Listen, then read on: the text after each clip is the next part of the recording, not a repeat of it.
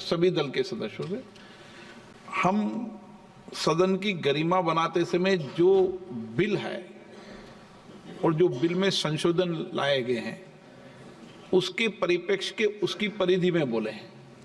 हम यहाँ बिल पर अगर पॉलिटिकल आरोप प्रत्यारोप लगाने लगेंगे तो इससे सदन की गरिमा बढ़ेगी और जो विधेयक पे चर्चा होती है, आप अच्छे संशोधन दो, अच्छे विचार दो, बिल में कोई कमी हो और संशोधन करने हैं तो वो विचार दो, देना चाहिए, क्योंकि जितनी विधेयक पर डिटेल चर्चा होगी, सारगर्भित चर्चा होगी तो निश्चित रूप से सरकार के विषय ध्यान में आएगा।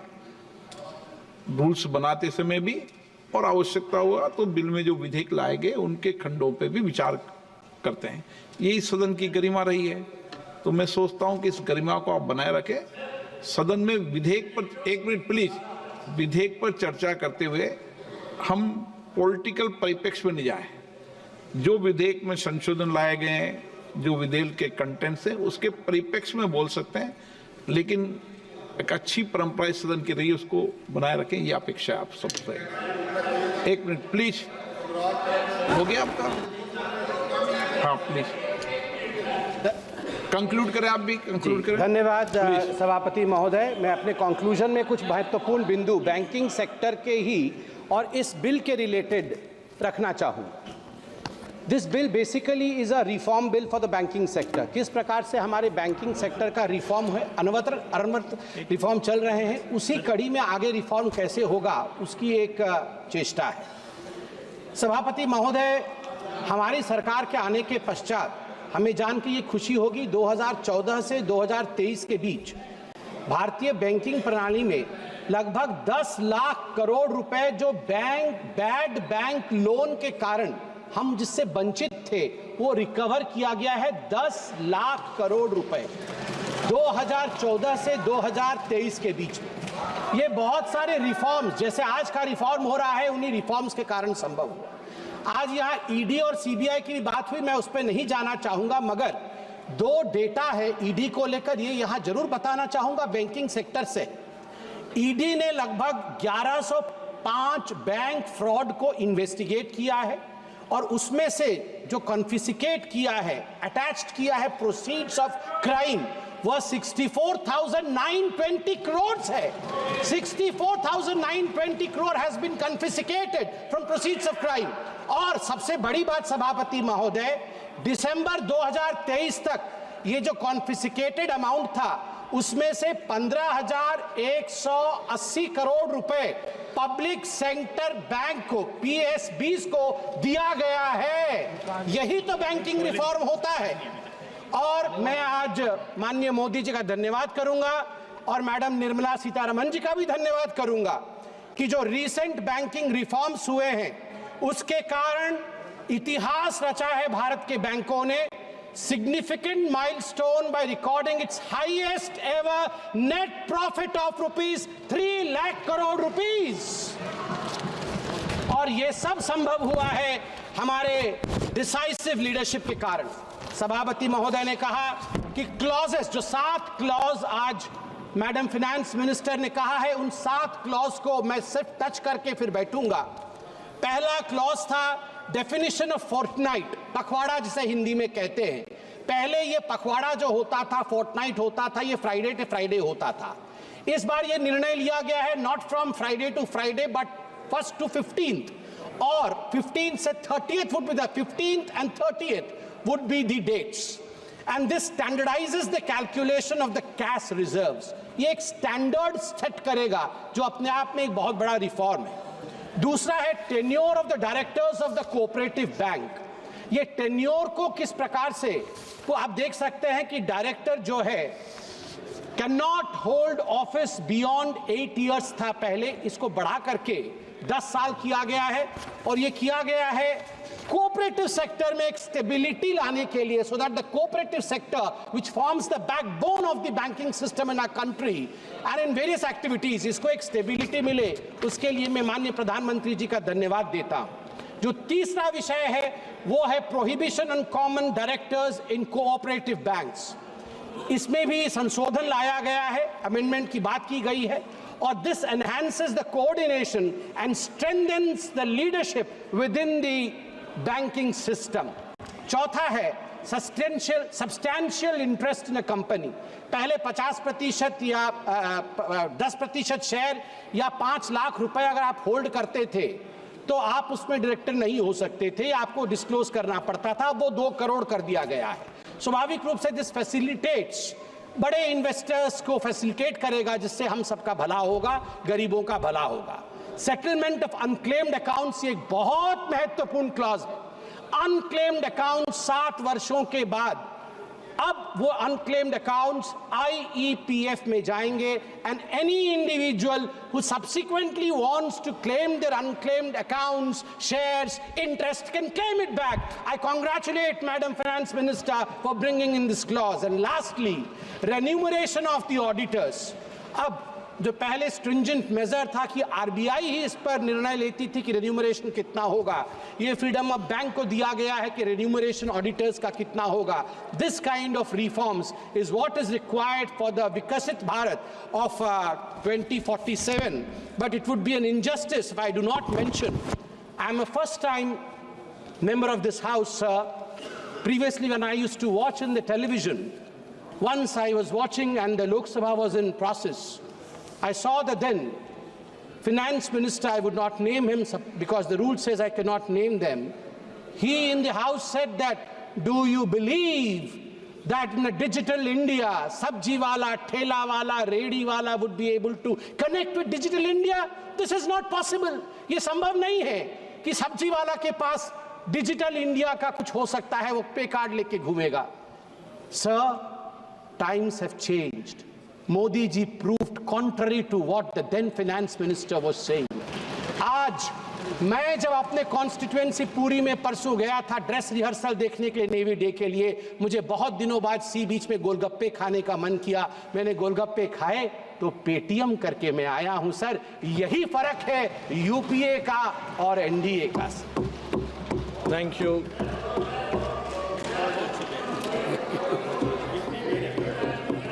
Before I call Shri Rajiv Rai ji, Saugata Roy ji, आपको 1 मिनट। हाँ, Please allow me.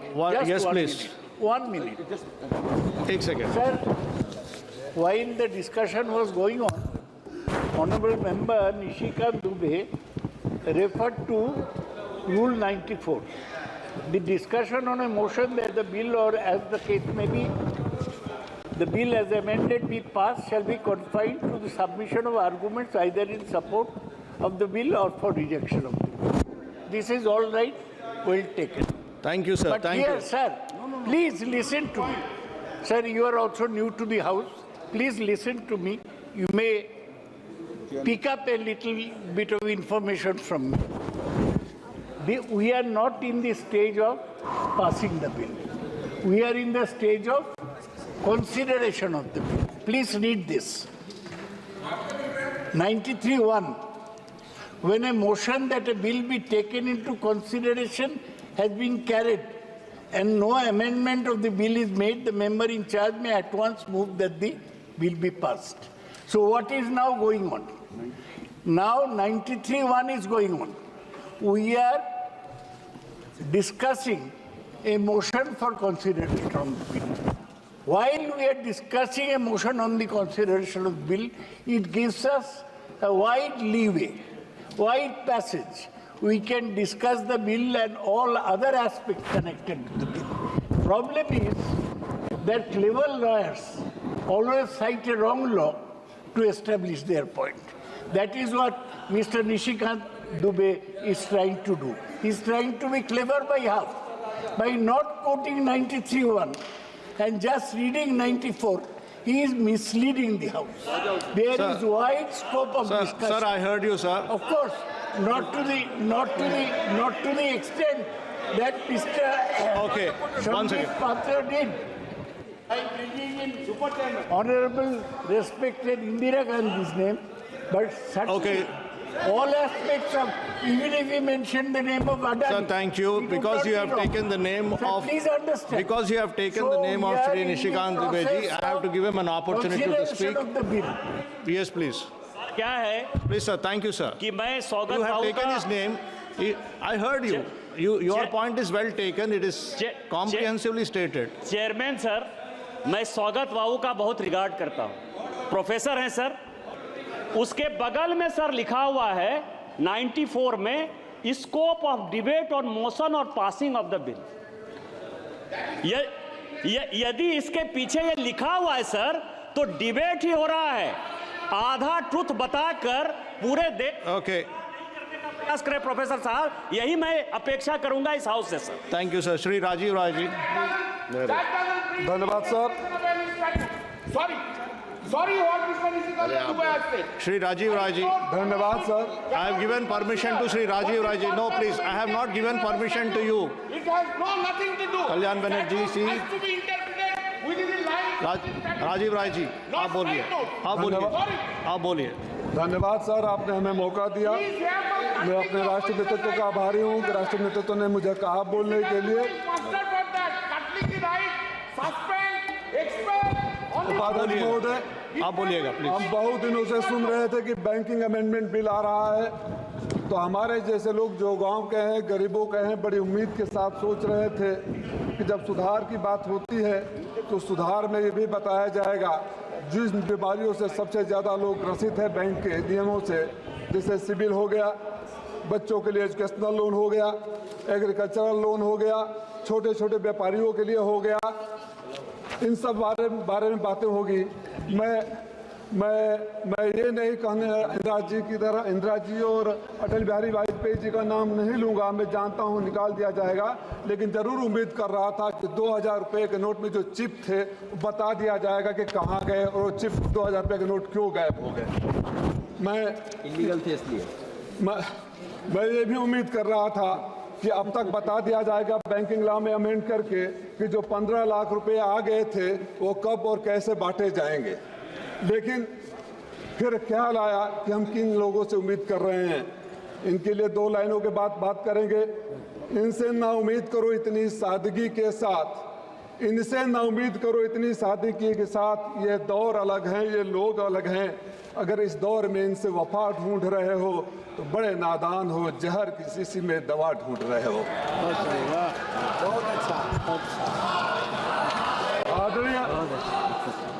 आदरणीय उपसभापति महोदय, हमारे मित्र डॉक्टर संबित पात्रा गोलगप्पे खाए, पेटीएम से पैसे पे कर दिए।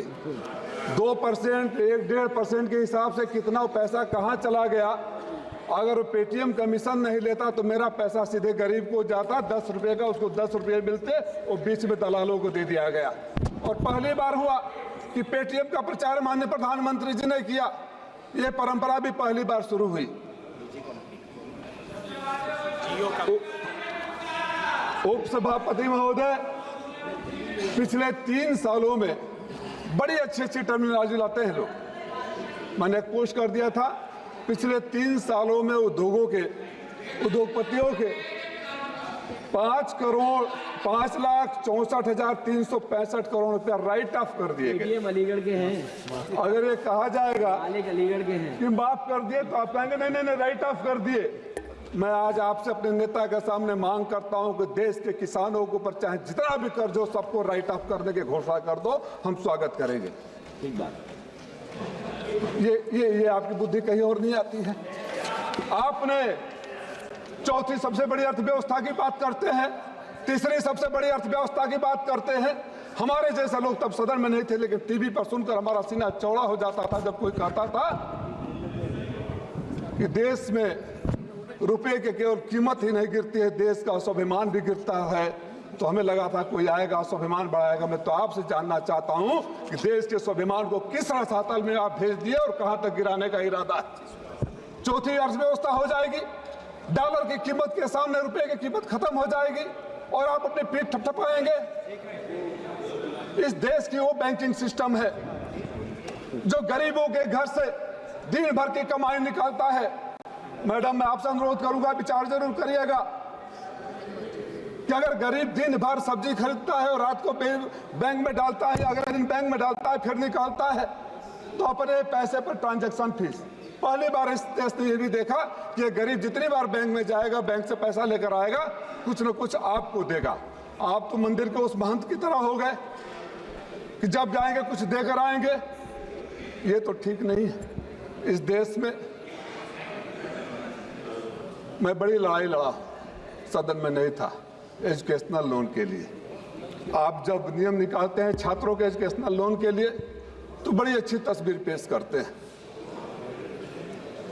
एक तो हमारा मामला पार्लियामेंट की कमेटी ने हल किया था। जब बच्चे जाते थे एजुकेशनल लोन के लिए तो 50% का मार्क्स या बैंकों से निरस्त दूरी का। बैंक एजुकेशनल लोन के लिए जहां लड़का पढ़कर साक्षर होगा, आप 9%, 10%, 12%, 14%, 4 लाख से ऊपर कोलेटरल सिक्योरिटी की बात करते हैं। और कोई व्यापारी ले चला जाता है तो उसके लिए कोलेटरल सिक्योरिटी है या नहीं है मुझे तो नहीं पता है, लेकिन अगर आपने रिकॉर्ड मार्जिन का बनाया है तो देश ने वो रिकॉर्ड भी देखा है कि सबसे ज्यादा पैसा देश का विदेशों में लेकर चले गए और वो भाई लोग नहीं आए।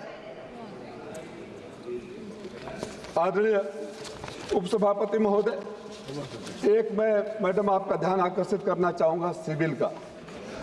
और मुझे लगता है कि बहुत सारे लोग जो सिविल स्कोरिंग के लिए 2005 में नियम बने थे, ये बैंकों की तानाशाही मैं स्वयं भुगत रह चुका हूं। लड़ाई लड़ते लड़ते एमपी बना तो शायद उसका समाधान अब हो रहा है। आप एनपीए ना हो, अच्छे इंटेंशन के साथ ही आया था, तभी सरकार लाई थी। लेकिन ये एक तरफा कानून, क्रेडिट कार्ड सबके पास होगा, आपके पास फोन आएगा, आपको क्रेडिट कार्ड सैंक्शन हो गया है, क्रेडिट कार्ड का पैसा भी चढ़ना शुरू हो जाएगा। एक दिन बड़े पैसे इकट्ठा करके जब घर बनवाने के लिए, बच्चों को पढ़ाने के लिए, बेटी की शादी करने के लिए जब आप जाएंगे तो पता चलेगा कि आपका सिविल स्कोर खराब है। तब आप ढूंढने लगेंगे तो पता चलेगा कि उस टाइम पर एक क्रेडिट कार्ड मिला था जिसको आपकी जानकारी भी नहीं है। बैंक एक तरफा इंफॉर्मेशन लेते हैं, गरीबों का सिविल खराब कर देते हैं, मध्यम वर्गीय लोगों का सिविल खराब कर देते हैं, और जब उसको अपनी जरूरत पड़ती है, कोई तो सिस्टम ऐसा होना चाहिए ना कि जब दोनों तरफ की बातें सुने, बैंक के पास अगर इंफॉर्मेशन जाता है कि ये आपने पेमेंट नहीं किया या यहाँ डिफॉल्टर है, तो बैंक एक बार पूछता है, चाहे सिविल से एक मेल आता, you have received this information from the bank, kindly clarify if you are a defaulter और you have paid that amount, उसके बाद करना चाहिए। सिविल को सुधारने की जरूरत है। मैं तो समय पता नहीं कितना है, 2005 में एक बैंक से लोन लिया था घर बनाने के लिए, 15 साल तक लगातार बिना एक सिंगल डिफॉल्ट के पे कर दिया। जब 15 साल के बाद मैं बैंक में जाता हूं कि मेरा एनओसी दे दो, तो कहा जाता है कि बीच में बैंक का रेट बढ़ गया था, इसलिए आपके ऊपर 19 लाख रुपया और है। उसी अकाउंट में मेरे पैसे, वहीं मेरे सारे अकाउंट स्कूल कॉलेजों के, न कहीं एक कम्युनिकेशन मेरे पास आया, न कोई मेल आया। ऑटो डेबिट कर सकते थे, हमको रिमाइंड करा सकते थे, लिखा। और दुख के साथ कहूंगा कि आपने उस पत्र का जवाब भी नहीं दिया, समाधान तो दूर की बात है। शेम। मैंने आपको लिखा था, और कहेंगे तो लेटर का डेट भी मैं आपके सामने समक्ष रख दूंगा। मैं 3-4 बातों की तरफ और ध्यान देना चाहूंगा संशोधन करने रिकमेंडेशन के लिए। एजुकेशनल लोन, आज के जो बच्चों की पढ़ाई पर खर्च आ रहा है उसको ध्यान में रखते हुए 20 लाख रुपए तक का लोन ब्याज मुक्त करने की घोषणा सरकार को करनी चाहिए, अगर सरकार सही में उस दिशा में है। डिजिटल करेंसी की बातें होती है, अब तो घर में बैठे बैठे बैंक में पैसा रखने में भी डर लगता है। एक फोन आएगा, फोन की बातें कर रहे थे जब हम और आप सब पैदा नहीं हुए थे, जो व्यक्ति यहाँ नहीं है, और डिजिटल अरेस्ट, पैसा चला जाता है। ये आप ही के टेक्नोलॉजी की देन है ना। नंबर 1 फ्रॉड यूपी में हो रहा है, सबसे ज्यादा फ्रॉड हमारे यूपी में है। लाखों में नामने का नाम बढ़ा दिया। क्या बताने का कष्ट करेंगे इस सदन को कि अगर मेरे लाकर में करोड़ों रुपया है और चोरी हो गए या गायब हो गए तो बैंक की लायबिलिटी कितने की बनती है। जहां तक मेरी जानकारी है, बैंक की कोई लायबिलिटी नहीं है। 1 लाख रुपया तक यूपी में 37 लाख से एक साथ चोरी हो गए थे। कानपुर में लॉकर चोरी, गाजियाबाद में लॉकर चोरी हुई, कानपुर में हुए, गाजियाबाद में हुए, आंध्रा में हुए, कुर्ग में हुए। कितना आप निकालेंगे तो आपके पास लिस्ट आ जाएगा।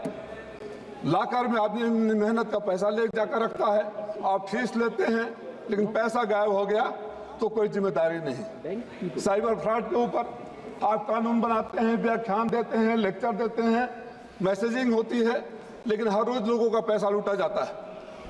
मैं गरीब व्यापारियों के लिए जो कर्ज दिए जाते हैं उनको मैं 20 लाख रुपया, शिक्षा लोन पर मैं 20 लाख रुपया, और किसानों का फिर मैं मांग करूंगा। अगर बैंकिंग रिफॉर्म करना है तो जो आपके मित्र चले गए हैं बाहर, जो इस देश के तथाकथित उद्योगपति चले गए हैं, जिन बातों को कहकर आप सरकार में आए थे, अपने उन पुराने वीडियो को देख लीजिए, अपने पुराने भाषणों को देख लीजिए, उस पर अमल लाइए। और देश के किसान जो भी बॉर्डर पर तरस रहे हैं, भीतर आने के लिए आत्महत्या कर रहे हैं, बच्चे आत्महत्या कर रहे हैं, बेरोजगारी बढ़ रही है, उस पर ध्यान दीजिए, तब बैंकिंग रिफॉर्म होगा। गरीबों का पैसा अपने बैंक में डाल देने से रिफॉर्म नहीं होता है। उस रिफॉर्म का कोई मतलब नहीं है कि आप चौथी अर्थव्यवस्था बन जाइए और एशिया की सबसे कमजोर करेंसी का नाम भारतीय रुपया हो जाए। इन सब तो जा रहे हैं, नहीं कोई बात नहीं तो बोला है खत्म करो। एक खजांची का जन्मदिन बोले, खजांची बैंक में जो पैदा हुआ उसका जन्म। और हमारे लिए आपकी नोटबंदी, हमारे लिए उस देश के लिए उस नोटबंदी, जो नोट अपने पैसे के लिए बैंक के लाइन में जो माँ लगी थी, माँ लगी थी, और जब बच्चा पैदा हो गया उस खजांची का जन्मदिन हमारे राष्ट्राध्यक्ष मनाकर आपको याद दिलाते रहते हैं तो नोटबंदी नहीं था। सही कहा गोगोई जी ने, आप तब ठेंगा दिखा रहे थे, आपके लिए अट्टहास का विषय था, आपके लिए गर्व का विषय था। अगर प्रधानमंत्री जी कहे होते कि पैसे तो बैंकों से ले लिए लेकिन मैं विदेश जाने नहीं दिया, तब हम सब ताली बजाए होते। लेकिन प्रधानमंत्री जी खुश थे कि गरीबों के घर में शादी है, बैंक में पैसे नहीं है। तो उन सब पुरानी बातों को सीखते हुए संशोधन की जो बात करते हैं तो कॉस्मेटिक चेंजेस नहीं होने चाहिए, सही संशोधन होने चाहिए। इस उम्मीद और विश्वास के साथ कि संशोधन गरीबों के लिए होना चाहिए, संशोधन किसानों के लिए होना चाहिए, संशोधन छात्रों के लिए होना चाहिए, तब तो संशोधन की बात बनती है, नहीं तो बात बेमानी होगी। आपने मौका दिया, धन्यवाद। धन्यवाद। माननीय श्री कल्याण